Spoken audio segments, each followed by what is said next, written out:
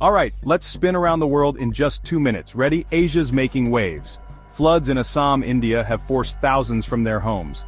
In China, tech stocks are on fire after a big AI export deal with the EU, while Tokyo's hosting an emergency G7 summit to tackle Middle East tensions. The UN is speaking out as women's rights in Afghanistan take another blow. Africa's buzzing too. Nigeria's president addresses youth unemployment, but protests are erupting. Cape Town's water crisis? Still getting worse. There's a glimmer of hope though. Peace talks are back on in Ethiopia's Tigray region. Europe? Never a dull moment. The UK's dropped a cool $1 billion to fight Chinese espionage.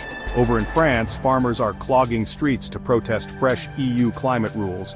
Berlin's hosting a global AI ethics conference. Big brains, big questions. To the Americas, in the US, Trump throws NATO a curveball, demanding everyone up defense spending by 5%. Brazil's in mourning after a tragedy on Mount Rinjani, and Argentina's peso finally catches a break with an IMF bailout extension. The Middle East is holding its breath.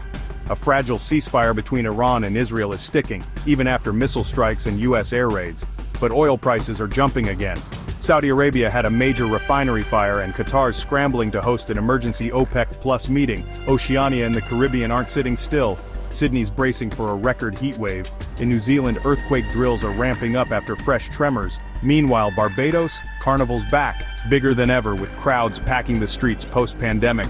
Oh, and one last thing. Up in space, the UN is actually debating lunar time zones as moon missions pick up.